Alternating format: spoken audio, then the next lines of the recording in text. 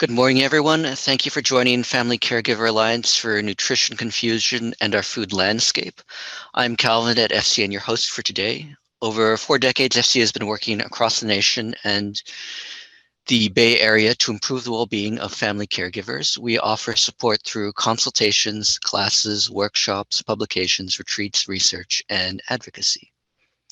If you'd like to learn more about us or access our online resource center, FCA CareNav, please visit caregiver.org. During the webinar, your phones or mics are going to be muted, so if you have any questions, you can ask them by using the Q&A box on the screen, and we will answer as many questions as we can at the end of the webinar. I'll also be asking for some feedback at the end of the webinar, and we'd certainly appreciate if you could let us know how we did. Today's presenter is Carissa Moreno. She is the Executive Director of the Center for Wellbeing and has 25 years nonprofit management and 15 years of progressive healthcare leadership. Carissa earned her BA in Cultural Anthropology from UC Santa Barbara and her master's degree in Social Sciences from the University of Chicago.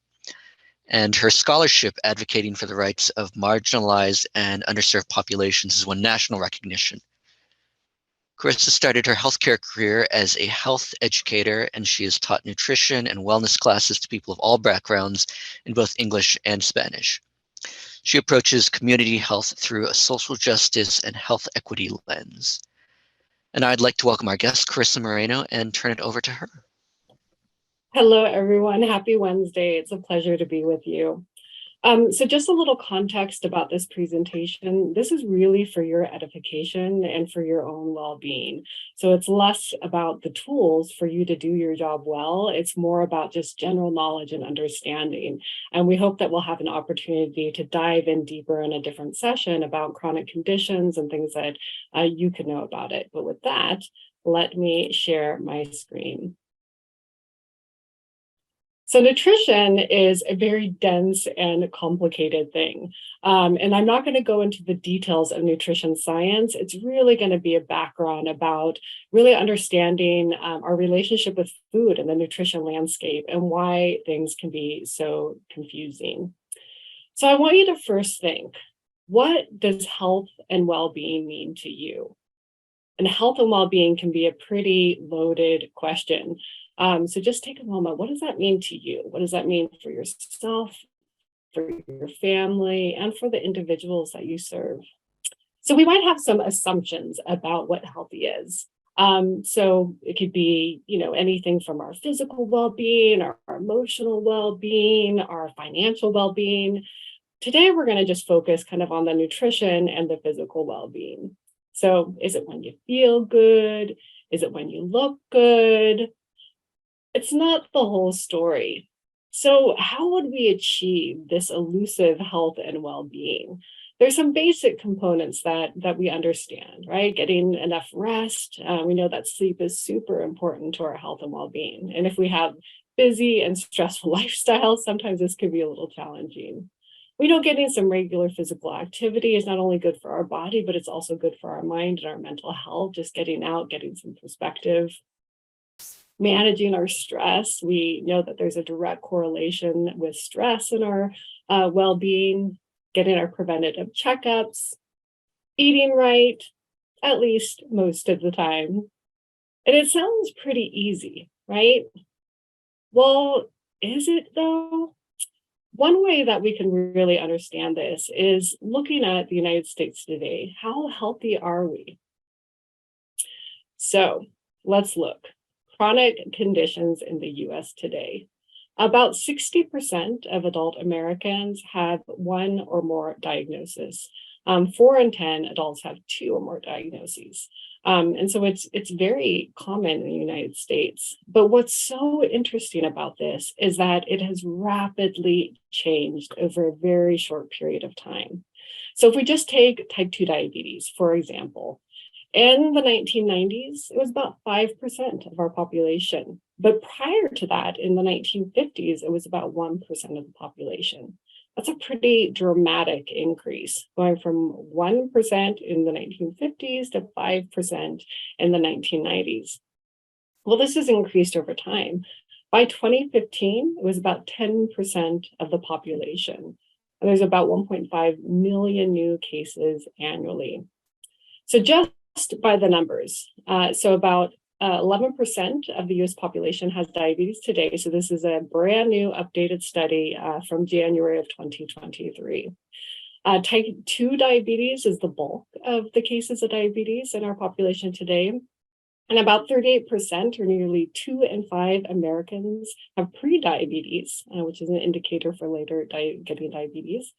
Nearly 1 in 4 don't know that they have diabetes, so it can be something that we are living with, but we don't realize it, which is why our preventative checkups are so important.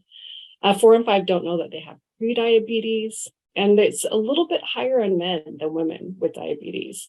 And one thing for caregivers, it's something that definitely afflicts our older population. So about 26% of people aged 75 to 79 have diabetes. So if we're asking ourselves, how healthy are we in the United States today, we're struggling a little bit. But this isn't our fault because, as I mentioned, health and well-being are really complicated.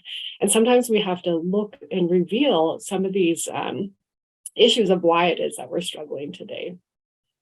And one thing that I want you to know is that when we talk about health and well-being, we're really removing kind of a moral lens of judgment. This is a structural situation. There's so many different things. And so that's what we're going to dive in today. We're going to dive into the food landscape, our human history with food, and kind of understand why it is that we're struggling. So let's take a look at human history. So humans, because we live on this planet for, under 100 years generally, we don't really have the breadth of being able to conceptualize how long we have lived on this planet and how much things have changed over that time. So that's where we're going to dive in. And as our time has changed, as we have kind of evolved economically, our relationship with food has changed as well. So let's start from the beginning so we can kind of understand this. 2 million years ago, Homo sapiens sapien, we were foraging and scavenging. This was followed by hunting. 100,000 years ago, herding. And it was only 10,000 years ago that we really had settled agriculture. So we'll dive a little bit more into this. But for most of our history, we've had to move to get our food. So again, 1 million years ago, we were hunter-gatherer society. About 10,000 years ago, this was our agrarian age. So this is where we're really settling, our populations were growing, we were cultivating our food. And so it was that 10,000 years ago that we had more stability and we really saw our populations increase. Now, food manufacturing only started about 200 years ago. So this was a radical change. Food was a lot less expensive. There was more prevalence of it. We were able to distribute it. But it's only about 50 years ago that we really had this change. So this was in the information age, also known as the knowledge age, where we had a different relationship with our work and our economy. So we started moving more to utilizing different tools like computers and other things to be able to really form knowledge to create things, but that led to a more sedentary lifestyle. And as food became cheaper, we lived in a global economy, we were able to process, preserve, ship food, and so that made it much more readily available. So again, 10,000 years ago, we had that agricultural age, 200 years ago, that manufactured, and then the information age. So let's look at this from a little different perspective so we can really see how rapidly things have changed. So if we take New York City, for example, this is what it looked like just over a century ago. So if you look at this picture, you notice that we don't have automobiles at this point. We have horse-drawn carriages, not very densely populated. And then in the 1920s, so just about 100 years ago, then we do have the automobile, much more densely populated. In the 1980s, one thing that you'll notice here is that we have a lot of advertisement. So we've got Coca-Cola right there. So you see it's a lot more noise and a lot more information that is being subject. And then by the 2020s, so this was pre-pandemic, there's a cacophony of sounds and sights and images. And so we're just getting all this information from all different perspectives. So it's about 100 years of really rapid change. And so if we dig into this a little bit more, here are some of the high points that happened in the last century. So in 1910s, this was the birth of the self-service market. So prior to this, you would actually go to the grocery store or the store, hand somebody a list behind the counter, and then they would fill up the items for you. So the markets didn't look like, the aisles upon aisles upon aisles of things that we could shop for. So it was less about kind of advertising and less about really kind of different types of products. You had your basic staples. 1930s was the beginning of the processed food. This was actually when Spam was introduced. And so it was a lot more about preserving food and purchasing foods. Prior to this, most folks would preserve their own foods at home. It was much more sustained individually. 1940s really changed things because this was the birth of the national highway system. So we started having restaurant chains. Here we have McDonald's, hamburgers, 15 cents back then when they were first born. And then going on in 1950s, this was again when we started really manufacturing, processing food. We had more packaged foods. There was also kind of the economy of the nuclear family, of really this idea of being attached to things that were easier to create foods at home. 1960s and 1970s, we had much more of a global market. There was an increase of processed food and an idea of convenience food. And this went back to really expanding our workforce and, more folks going into the workforce. And so the idea of being able to have easy, readily made food. And with this increase of the processing food, there was never really a question of, is it healthy or not? It was more about that convenience, about living a modern lifestyle. Well, in the 1980s, corn syrup flooded the market. And with corn syrup flooding the market, that led to an increase of sugary drinks. In the 1990s, McDonald's introduced Super Size Me. And this was really kind of attributed to this value. So how do we get the biggest bang for our buck? Like literally, how do we get the most quantity of food? Because that was going to be more economical for our families. In the 2000s, delivering convenient foods. And then, of course, 2020, the pandemic. And I don't know about you, but when the pandemic hit, I was like, let me get my food delivered to me, because it was stressful at the beginning of that time. So we've had a lot of changes that have happened over a very short period of time. So with our increase of processed foods, if we look at this graph, this is a percent of the calories generally for the standard American diet, also called the SAD diet in the United States today. So plant food, about 12% of what we're eating. Processed food is about 63% of what we're eating. So in general, of course, these are all general, we are consuming a lot of processed foods. And a lot of times we don't even realize that some of these foods that we're consuming are considered processed. And then about a quarter of what we're eating comes from animal sources. So the impact of processed foods, because we don't have a history of really being able to adapt to these type of foods. Again, if we look at how long humans have been on the earth and like just this blip of time, it's like a pinpoint of time that processed foods have been introduced. Our bodies haven't acclimated to this. We don't know how to process it. We live a much more sedentary lifestyle. Again, we used to have to move to get our food. And then when we saw the introduction of like corn syrup, of more processed foods and more convenience food, we saw a pretty dramatic increase in our weight and our healthy BMI. So we just saw this trend going up across all ages. So you see here in the 1990s and then projecting for 2030, how it is that our weight has increased because of this food landscape. And again, this is not our fault. This is something that we're going to dive a little bit deeper into.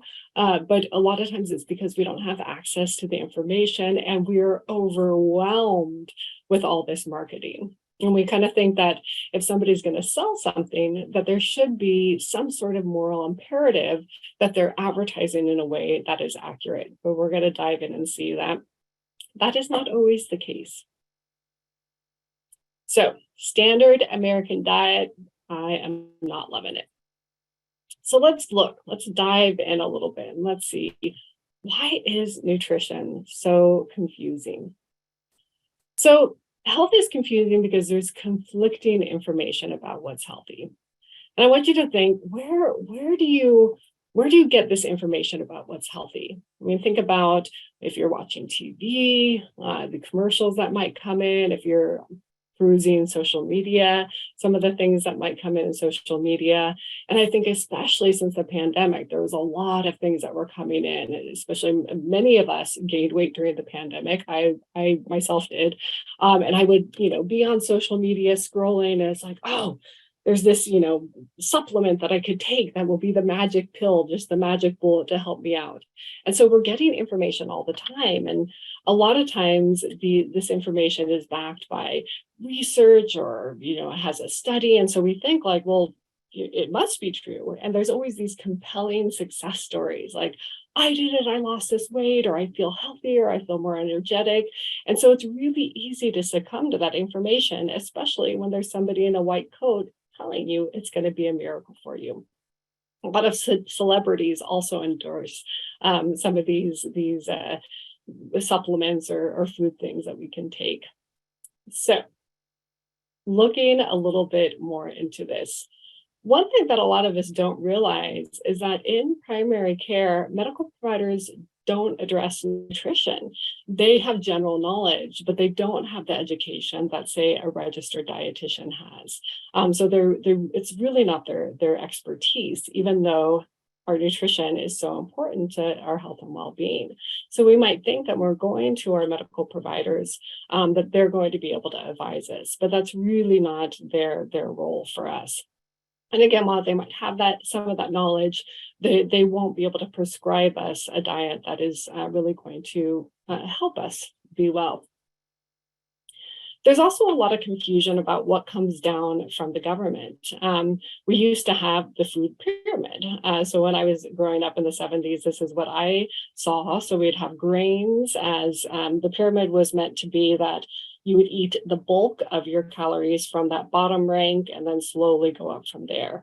And so you would have kind of your fats at the top, by your protein sources, vegetables and grains, and then, grains at the very bottom.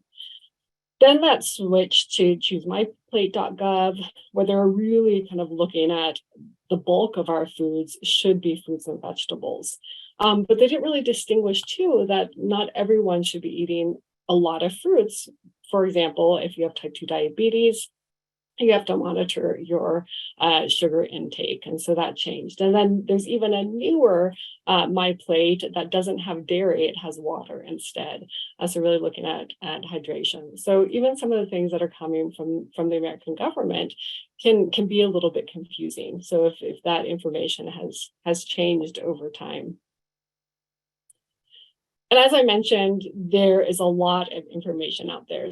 So fad diets, we've had everything from the Atkins diet to the detox diet, the paleo diet, the keto diet.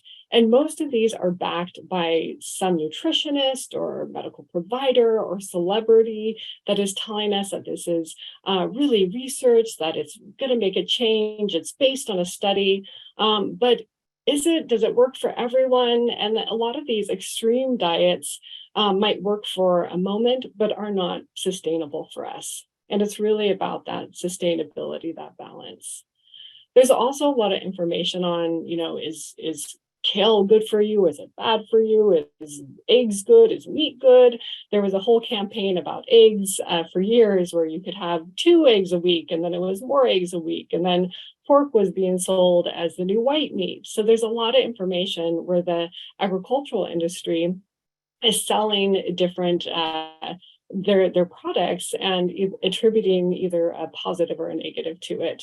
There was one example years and years ago of a woman that was like, kale is the new superfood. She ate it all the time, and then she was actually nutritionally deprived because she was getting her calories from just one main food source. So again, we really need to diversify. And marketing. So this is the biggest thing. Natural isn't always good. So we hear a lot of different buzzwords. So we hear gluten-free, organic, natural, low cal, low carb. And then we see things like made with real honey, made with real fruit.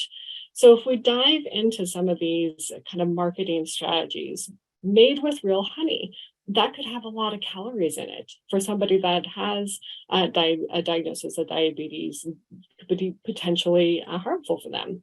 Made with real fruit, it could have a fruit juice extract, which also could be an increase of calories. So not necessarily healthy. It could be, but it doesn't mean that it necessarily is. Other things, heart healthy, we're actually going to look at how this is used in certain products. We've got excellent source of calcium, vitamin D, and riboflavin. A lot of times when we have kind of these foods that are really processed, they add vitamins in. And some of these vitamin supplements our bodies can't absorb because it's not a whole food source. And so it just passes right through us. Also, if we're getting too much of one type of vitamin, if it's being added to our foods, that could also have a negative effect on our health too. We also have things like made with organic wheat, excellent source of 10 vitamins and minerals, fat-free, sugar-free. So just all these different things. I've even seen a bottle of orange juice that says gluten-free. Well, all orange juice is gluten-free. So it's interesting how these buzzwords will kind of infiltrate our society, and then they're used in these marketing strategies. So just kind of think about some of the things that you have heard as you have been in the grocery store or seeing some of the advertisements. So let's pull back the curtain and dig in a little bit more. So there's this marketing noise. So there's all this information. If we think back to the pictures of how New York has changed just radically over the last 120 years, looking back to when we were just horse and buggies, and then now this cacophony of sights and sounds. It's a relatively short period of time for such a dramatic change. Again, if we look back at the processed food, dramatic change over a very short period of time. And then we've had an increase of advertising. So I love this quote. We do not make food choices in a vacuum. We may believe that we make informed decisions about food choice, but we cannot do so if we're oblivious of the way food companies influence our choices. So they spend so much money on advertising. They spend so much money understanding how to tap into our insecurities, how to tap into our needs, how to tap into our desires. So again, when I say we really want to remove that moral lens of judgment, this is not our fault. Coca-Cola has so much money that they are spending. The original bottle of Coca-Cola was meant to be in the form of a woman's curvy body. So it has all these subliminal influences to get us to be attracted to that item. And some of the advertisements that they use are just really hurtful and damaging to us. And now that we all live on our social media, we have our digital devices, it's coming at us from all directions. So consumer economy. So here we have capitalism. So another major reason that we live in this confusing food landscape is this capitalist consumer economy. One thing that I mentioned is that we expect that if companies are selling food to us, that they should have our best interest in heart. And if they're telling us that it's healthy, that it should actually be health producing. But this is not always the case.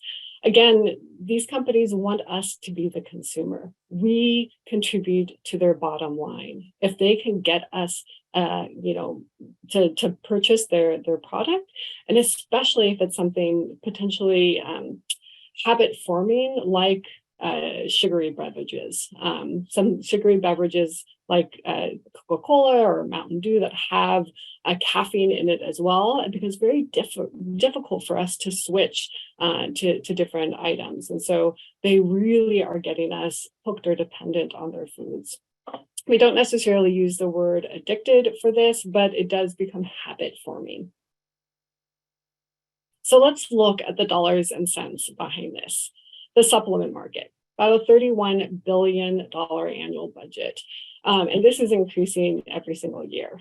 We have seen so much just since the pandemic of more companies coming, trying to push their products on it. And again, we're all looking for that magic pill to increase our health and well-being, and they do it. And they really are pushing their products on us. The diet industry, again, since the sugary beverages, the processed foods, the difficulty of challenging our food landscape, then coupled with the radical health disparities and economic disparities that we have in our country today. If we're struggling economically, and we live in a food desert, or we don't have access to fresh and healthy foods, we don't have the time to cook our foods and really making things from scratch, we're going to be dependent on getting cooked food to be able to sustain us and our families. The diet industry knows this, and they're profiting on it. So they're really pushing their products on us, different things. And it's again, not with the goal of helping us lose weight. It might help for a second, it might help for a moment, but generally we'll bounce right back or even add more weight on. And then the fast food market.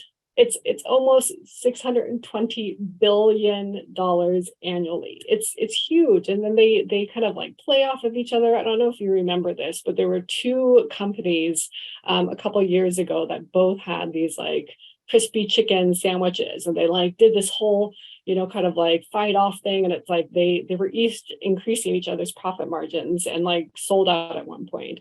I forget the two companies that did it, but they use a lot of advertising to get us to eat our food. And even if you look at something that's relatively benign, like Subway sandwiches, there was a whole marketing campaign for years about Subways being a great solution for weight loss. But again, it's pretty much a processed fast food.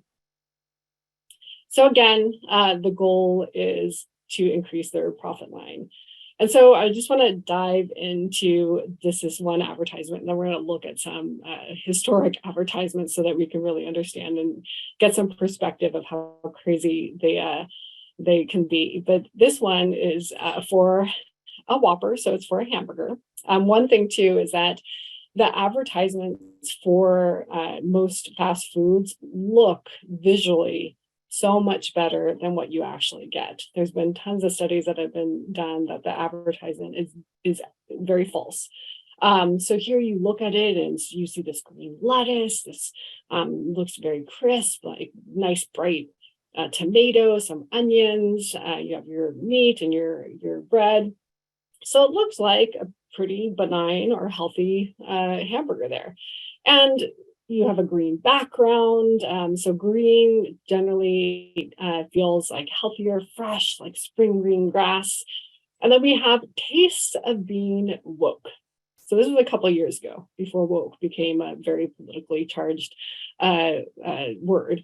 But so when this was a popular word, taste of being woke, 100% Whopper, no beef. So it's interesting that a hamburger is being equated to woke, and they have nothing to do with each other, but doesn't matter, because if this makes you subconsciously feel like it's something that you want to purchase, then they've done their job. Those advertisers are like, check, we're going to be able to sell more of these. So let's look at some of the historical advertisements that might give us a little better perspective on how crazy some of these advertising tactics can be. So this was a health ad from the 1800s. So cigarettes cure asthma. Do you think we would recommend this today for a cure for asthma? No. It's interesting just looking Immediate relief in cases of asthma, wheezing, and winter cough. Recommended by the most eminent physicians and medical authors. So again, backed by people in white coats. More white coats recommending cigarettes here. So here we have, as your dentist, I would recommend these cigarettes. And then as your doctor, I would recommend these cigarettes. We know this is absolutely not something that happens today, but it was not that long ago that cigarettes were recommended and prescribed by providers for weight loss, for anxiety, for other things. So this is not very distant past. This is still within the last 100 years. So here we have Coca-Cola being advertised to mothers for their children. So for a better start in life, start cola earlier. How soon is too soon? Well, according to the Soda Pop Board of America, not soon enough. Yes, your toddlers can start on these bottles. Pretty interesting, right? So here, to stay fit and slim, take amphetamine. Yeah, this was advertised to 1950s households taking amphetamine to be fit and slim. Here we have vitamin donuts for pep and vigor. So here we can see older advertisements where they were using the ingredients of additional vitamins as correlatory to being a health food. So each donut filled with a minimum of 25 units of vitamin B1. Yeah, love that one. And then peer pressure, Budweiser. No one likes to be left out, and we don't want you to be. You want to fit in. We understand, so go ahead. Next time your friends are drinking, join right in. Yeah, pretty crazy. Probably my favorite is this. This was as recent as the 1970s. The sugar industry actually advertised that sugar could help with your diet. So here we have diet hint. Sugar just might be the willpower you need to curb your appetite. Sugar keeps your energy up and your appetite down. That also is pretty ludicrous.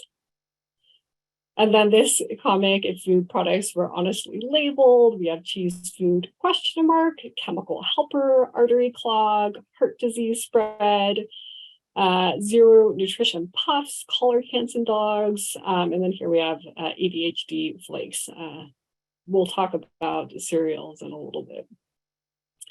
So again, a lot of these kind of tactics to sell products make us think that it's healthier.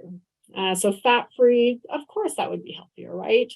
Not necessarily. So there was an oil product called Olestra that came out years ago, and it had these warning labels on it. And I will not read this out, but you can read it. And so it caused a lot of different adverse reactions. So some of these dieting tips or tricks that products will use are not necessarily healthier for us. So let's look at something very benign, like Raisin Bran. So Raisin Bran of cereals, we think, oh, this is a totally benign and healthy cereal. So it's simple ingredients. It's got 8 key nutrients from real fruits and grains. That sounds good. Says that it's heart healthy. So we looked at that a little bit ago. So that's good. It's telling me right here that it's going to be good for my heart. So I would think that this is going to be something that will be health promoting. I can feel good about eating this. And it's a high fiber breakfast. So this checks all the boxes of something that's a convenience food. It's heart healthy. I can feel good about it, right? Well, let's look at the ingredients. Whole grain wheat, that sounds good. Raisins, it's a fruit. Wheat bran sounds good. Got some sugar and brown sugar syrup, but those are lower, so it shouldn't be too bad. 2% or less of malt flavor and some salt. Well, that sounds like an actual health food, right? Well, there was a study done that showed that 92% of Americans, most of us, eat more than 2 times the recommended serving size. And if you ever look at the back of a cereal box, and if you look at the labels and look at how much that serving size is, Depending on the type of cereal, it could be anywhere from a half a cup to 1 cup, half a cup to 1 cup. So if we're eating twice that amount, so let's look at the nutrition facts. So this is for Raisin Bran, so it's 1 cup. If we have just the Raisin Bran, it's 190 calories. With 3/4 a cup of skim milk, that's 250 calories. We look down here at our sugars. So 18 grams of sugars, that's pretty high.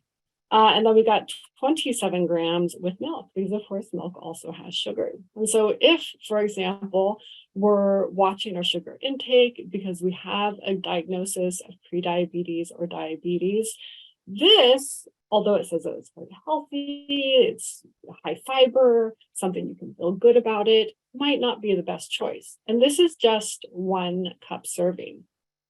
If we have 2 cups of this, it's the equivalent of eating the sugary and calories of 2 candy bars, literally the sugar and calories of 2 candy bars.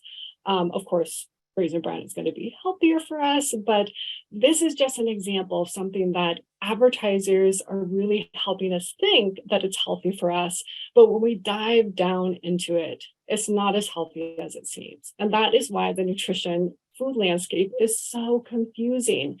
We really have to do our due diligence and read the food labels and look at the portion size. And we're not going to talk today about how we can lean towards a more balanced, healthier diet. This is really just about kind of exposing, pulling back that curtain on how the advertisement really can affect our relationship with food. But it's not all gloom and doom, because there are resources for you. So one first way that you can really start to improve your relationship with food is if you have access to a registered dietitian. Registered dietitian or nutritionist are really going to be able to look at your situation, look at, kind of what are some of the barriers, what are some of the things that you're struggling with, because it's not one size fit all. Everybody has a unique thing, and it doesn't have to be challenging or difficult to have a healthy, balanced lifestyle. And for those of you that are in California, the Center for Wellbeing can actually be a resource for you. So I'm going to share just a little bit about the center and how we can be a support. So first, just our mission. We've been serving California for about 30 years, and our mission is to improve the health and well-being of our community through evidence-based health practices and innovative programs that advance health equity for all. So we have kind of 2 sides to doing this. We have community programs and we have clinical services. So we have youth empowerment programs. We're at schools K through 12. We do a lot of community-based education. This is our team at a local farmers market. We do a lot of structural and systems change. So really working with government across the level, working with other nonprofits, working with our health system, really looking at how do we change things? How do we challenge things? So for example, we do a lot of work around kind of uplifting voices with big tobacco. As we saw in those earlier advertisements, big tobacco really wants to sell us our products. And it's one of the most addictive substances on the planet. And vaping right now is an epidemic in our country because it was originally sold as a healthy alternative. So that's just an example. And it's really increasing with our youth. We do a lot of work with community health workers. In the Biden administration's budget, there is a real push for having more community health workers in the United States workforce today, in part because we know that in our medical system, we're really struggling with a shrinking workforce. And because of the impact of the pandemic, our healthcare providers are really struggling with that. We have a cardiac rehab for those that are getting well after having a cardiac incident. And then what I'll talk a little bit about today is our nutrition services. All of our nutrition services are in English and Spanish. This is available via telehealth. And we have a much more robust offering than most places. So we get referrals from all over the place. We get referrals from community clinics, hospitals, medical groups, private practices, word of mouth, and patient self-referrals. And a little bit about what we do. We have one-on-one medical nutrition therapy visits. Medical nutrition therapy is just a fancy way of saying that this is evidence-based, and we're really spending time with each individual. There's no one size fits all. We really want to tailor it to the individual. So, what are some of the barriers that they may be struggling with? What are their health conditions? And then how is it that we can get them into a learning environment that it really empowers their sense of self and helps them? So we have evidence-based group classes that really move the needle on health outcomes. So everything from diabetes self-management education, support group, preventing. We have classes like Eat to Live. It's really about how it is that you can have a healthier relationship with food in a way that is stress-free. Weight management class, because we know that a lot of us are struggling with maintaining a healthy BMI. Meal planning, steps to wellness, that is really about behavioral modification. And then, as I mentioned, all these classes are in English and Spanish. So a little bit about who we serve. About 97% of our nutrition patients are low income, in part because we're the safety net of safety nets. We know that poverty is a key driver of health disparities, and a lot of our folks are really struggling because they're living on the margins. A little bit higher female than male, 30% are 65 and older, so we do serve a large senior population, and about 52% are between 18 and 64. So we treat a myriad of different conditions. So everything from diabetes to prediabetes to hypertension, high BMI. So BMI is body mass index, low BMI, eating disorders, gestational tract disorders, kidney disease, nutrition support for hormone replacement, and much, much more. So pretty much anything under the sun. And even if somebody doesn't have a chronic condition and they're just really looking to kind of enhance their own relationship with food or learn a little bit more, like how do I navigate the food labels? How do I know like what is healthy? What about portion size, or how often should I be eating? These are all things that our team can help with. So our methodology, this is Nora, one of our registered nutritionists. So this is all evidence-based, backed by science, but really grounded in the heart. We're very culturally responsive. We're healing and trauma-informed. So we recognize that most people that are struggling with a chronic condition or just wanting to improve their relationship with food have tried before and haven't been successful. And so we really are just meeting you where you're at. We're really coming from a strength-based perspective. And it's free of judgment. I think so often when we go into our medical providers, I know when I'm getting screened on certain things, I don't really feel safe to answer all the questions. And so safety for us is first. Like, you are surrounded by a team of compassionate, heart-centered individuals. As I mentioned, rooted in science and research. We meet people where they're at. And so that really means that we're creating an individualized approach. It's really about experiential learning and skill building, so not just didactic. In a webinar like this setting, I have to talk at you because it's not engaging, but our things are very engaged. It's very much about the participant sharing their experience and whole person care. And so it's definitely an empowerment model, providing more than just education. We're really providing that support. And one thing that I'll mention that is unique about the Center for Wellbeing is that we have dedicated case management. So every single person that is referred to the center not only gets the support of our team of certified diabetes educators and registered dietitian, we also have care coordination. So say, for example, somebody is struggling with food insecurity, or they need transportation, or they need support with getting groceries, for example, or they need mental health. We have somebody that is dedicated to them to have multiple visits and ongoing support to link them to those resources. And that's really huge to improve somebody's health and well-being. So one of our classes, just to give a little bit more, so Steps to Wellness is a drop-in class. So just continue weekly sessions, really focused on behavioral change. So it's skill building, interactive, and supportive. We do a lot with neuroscience and understanding the brain. It's super exciting when you learn about it because you're like, oh, that's why I do things. So sometimes just the knowledge is really empowering. Helps us with our resiliency, our coping mechanism, our self-care, our stress, and then things like getting better sleep and increasing our activity. Our DSME class, so this is a great class for those that have a diagnosis of diabetes. This is recognized by the American Diabetes Association. It's covered for all people with diabetes by Medicare, and it's interactive, supportive, and also building skills.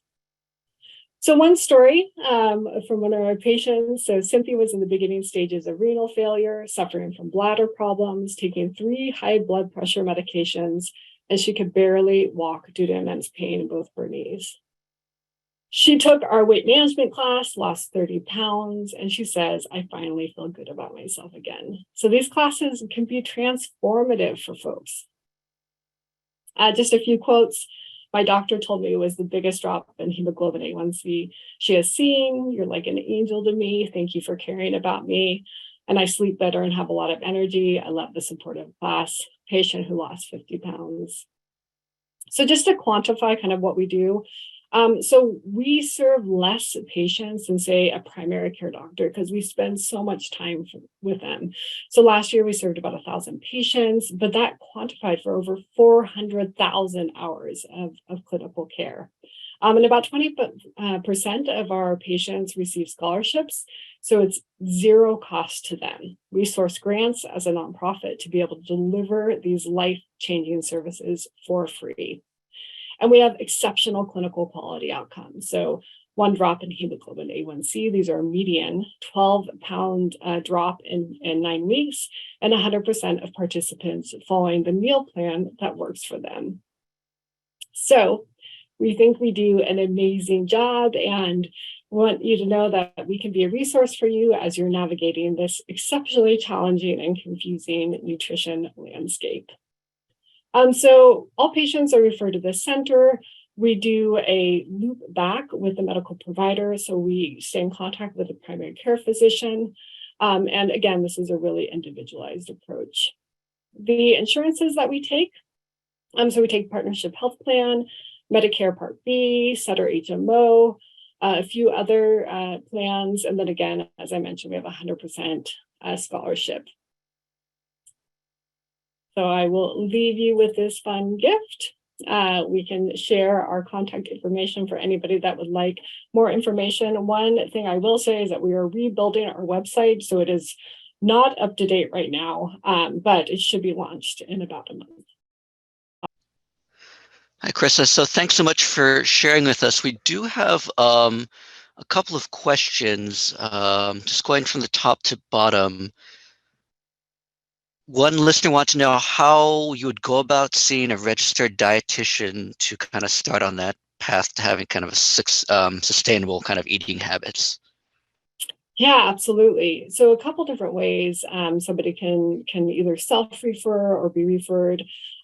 So basically all we need is if you have insurance. If not, like I said, we have a sliding scale fee. If you have current labs, that allows us to have our quality assessment of kind of where you're at. So say example, starting off with a diagnosis of prediabetes and kind of setting those goals. But I'll drop in the chat our information so that you can reach out and get a little bit more information there. And Calvin, I can share some nutrition flyers too that has more information that you could share with the group afterwards. Great. Actually, and also you might, if you want to reshare your screen so they can see the contact information too. Oh yeah. That might be we can just kind of leave that slide up and then so people can refer back to it Yeah.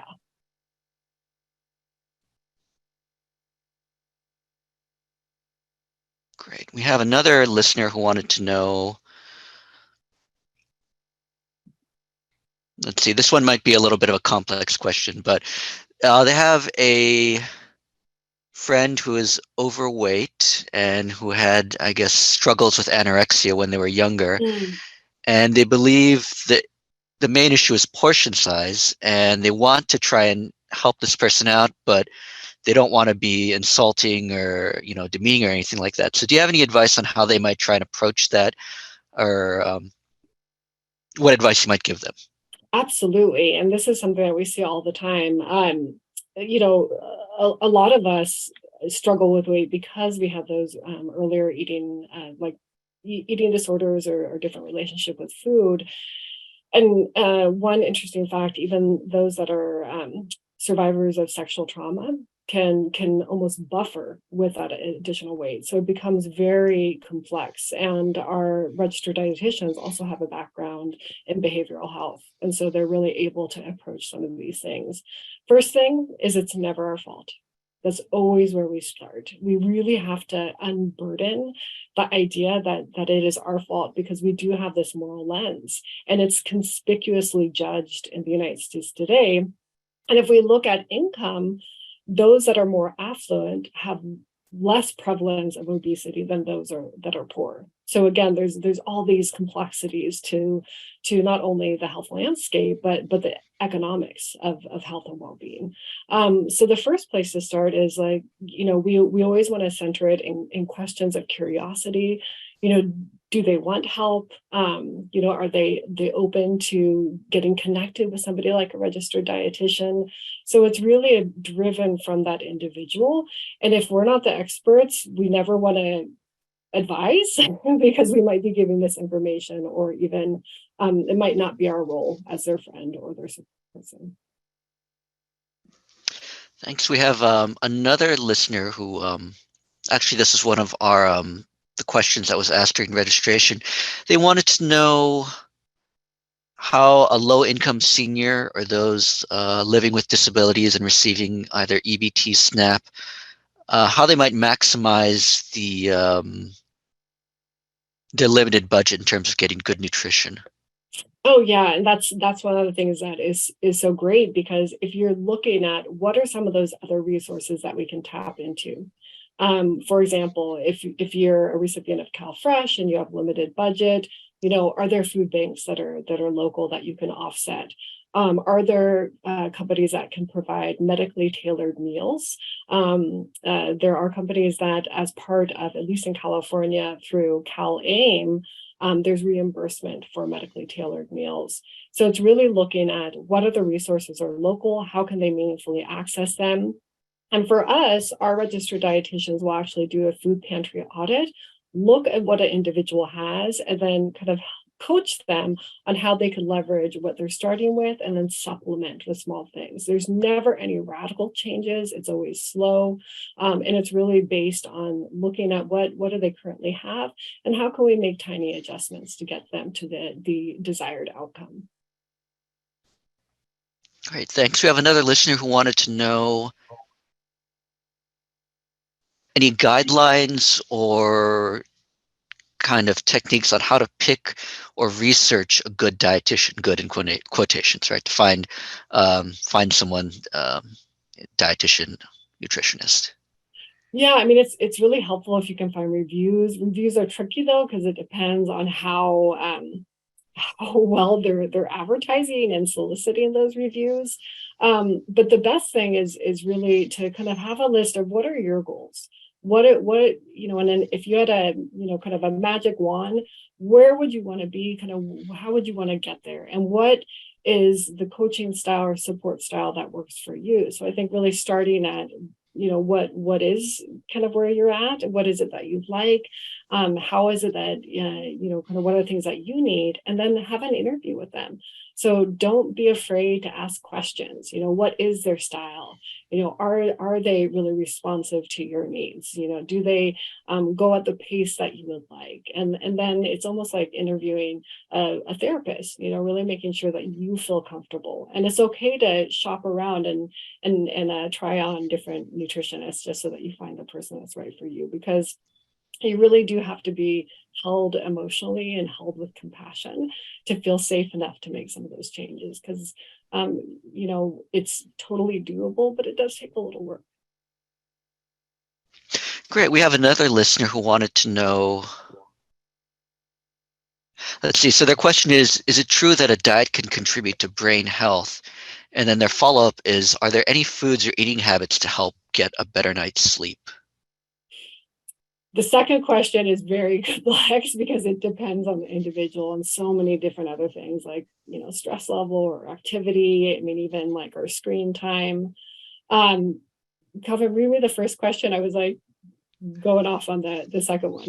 Sure, sure. The first part was just, are there any diets that can contribute to brain health?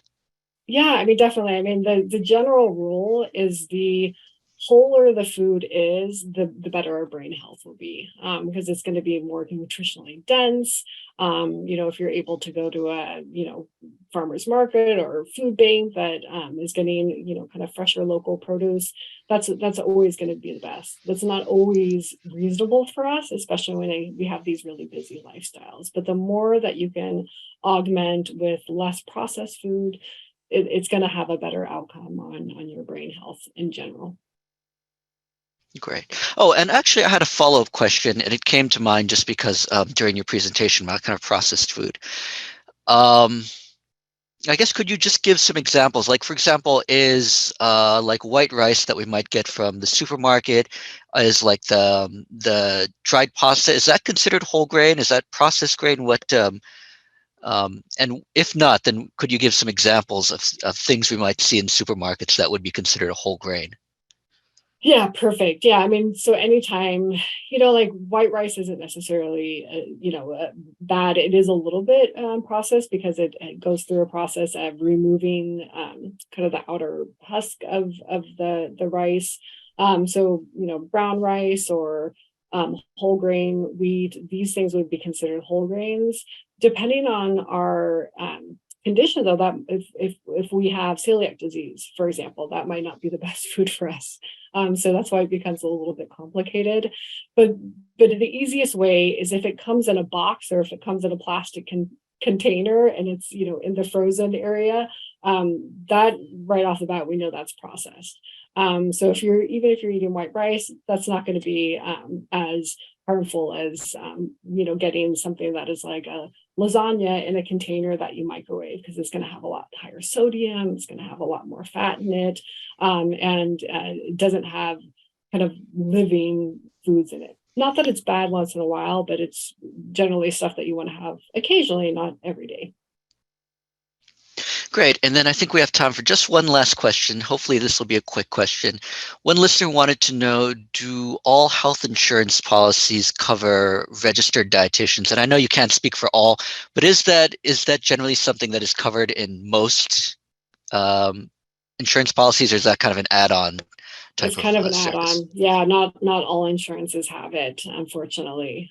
So that's why we are so intentional about making sure that we're covering those that are unfunded or their insurance doesn't cover it, so that we're really meeting everyone because it's such an important and transformational service. Great. Well, thanks so much. Unfortunately, I think that's all the time we have for today. I do want to get up a quick poll. If anyone is able to fill that out, we'd certainly appreciate it. We'd love to hear how we did. And of course, I'll share the information. But I think that's all the time we have for today. I just want to say thank you all for joining us. I know you certainly have limited time, so we appreciate you spending your afternoon or morning with us. And of course, thank you to our speaker, Carissa, for spending her time and sharing her expertise. The Family Caregiver Alliance webinars are free and continuing series. And next month, we'll be talking about advanced care planning with Mission Hospice. And you can find out more about our webinars at caregiver.org. So again, thanks for joining us. Thank you, Carissa, for taking your time with us today. Thank you, everyone. Thank you so much, Calvin, for inviting us. Sure. Yeah, we hope to. We actually hope to have them back at a later time. We'll get into more in depth, hopefully, into some of the other topics that Chris was talking about. But I guess that's it for now for today. We hope you have a great and safe afternoon.